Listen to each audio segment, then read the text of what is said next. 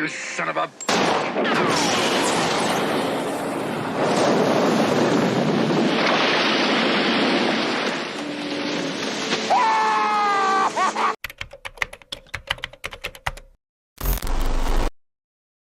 Hey everyone, hope you're all doing well today. I know recently the 50th anniversary of Jaws had passed, so what other better way than to review it here on the channel? When it comes to shark movies, there's nothing that's going to top Jaws, and that's a fact. Everything after Jaws just became extremely campy and goofy. As far as movie structured wise and character wise, I've never seen anything come close to Jaws. You have the Meg with Jason Statham, who could hold his breath for 3 hours and 100 feet deep water. You have Deep Blue Sea, what I actually really appreciated. That's a really good film, but yet, like I said, goofy and campy. But the one thing that Deep Blue Sea has that Jaws doesn't is Samuel L. Jackson dying like he's a PS2 character. First, we're gonna seal off this movie.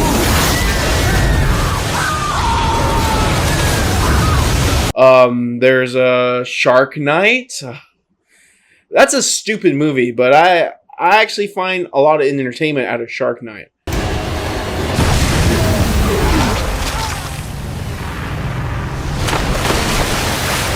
So Jaws was released in 1975 and was directed by Steven Spielberg, who, after directing this movie, really made a name for himself. And this film was considered the very first big Hollywood blockbuster, meaning people were waiting outside of the theater and long lines waiting to see this movie. This film eventually grossing $100 million at the box office. I can recall a time from seeing this movie for the very first time. It had to have been in the middle of the night. I was super young. I saw that scene at the very beginning of the party. That guy is knocked out on the beach while that girl's out there in the water. Just see that beautiful wide. And then she dies. But my slow processing brain at the time didn't know she really died. I thought she was holding her breath. And I was like, what the heck happened to her?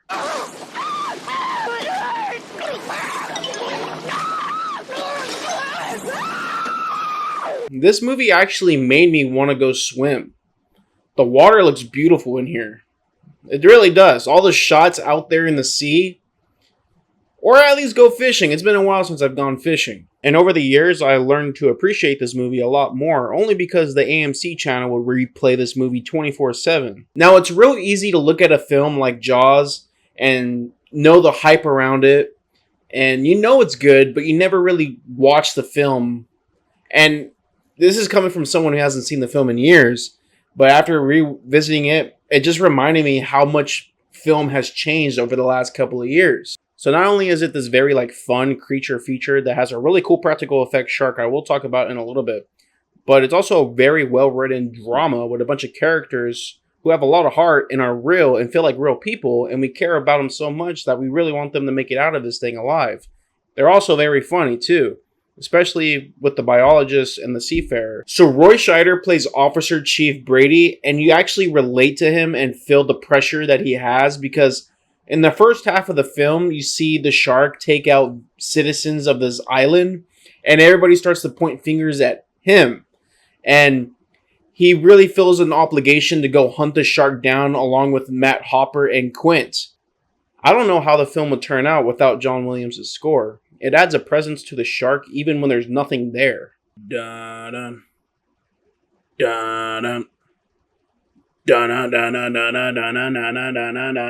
Steven Spielberg and Bill Butler as DP give us one of cinema's best dolly zooms. Now, anybody who has questioned my grading system and stuff like that, and how I rarely give 5 stars to any movies, well, it's because it's not a movie like Jaws, Back to the Future, some of the Star Wars movies, Empire Strikes Back, but a movie like that has left a timestamp in history, and how it changed the game when it came to cinema history and how we view movies today. And also setting the standards for being a real Hollywood blockbuster hit. But like I was mentioning earlier with the characters, is that they felt very well grounded and very realistic. With most of the film, you're spending most of your time caring about all these individuals. I think they're on the boat for a good hour before anything actually really happens. But that actually builds up the suspense actually really well. Then you have a character like Quint, who's played by Robert Shaw, who has a bunch of experience in the sea, and he's telling all these stories. And speaking of such stories, it leads to one of the best scenes in the entire film. I think this is one of Steven Spielberg's favorite scenes too, as when all of the guys that are on the boat, they're all drunk and they're kind of sharing these stories, and they're kind of getting along before shit hits the fan. That scene has it all. It has drama, it's hilarious, and you're emotionally invested in all these characters to by the end of the film, you're like, oh man, I actually wish that guy survived. You know the thing about a shark? He's got lifeless eyes. Black eyes.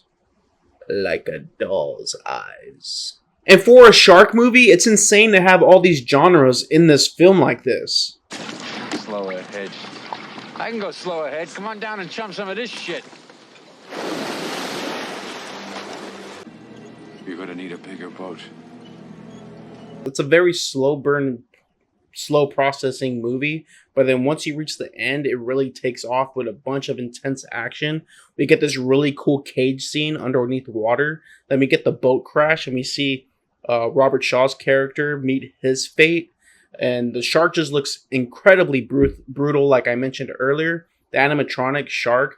I think there was an incident at one of the amusement parks not too long ago, or maybe a couple of years ago, I could be wrong, where someone actually fell into the Jaws ride that they have at Universal Studios, and they came face to face with that big, giant animatronic shark, and that alone would terrify me. Never mind, I think underwater mechanics are almost as scary as great white sharks. I believe that even on set, when they had this animatronic shark swimming around, it would like malfunction and stop working. So like they would hear on like the intercom and stuff like, the shark's not working. The shark's not working. Not again. You're gonna need a bigger boat. And supposedly, since the shark kept malfunctioning, they had to do a lot of improvising, which is why we have scenes like the whole barrel scene where you're able to locate the shark.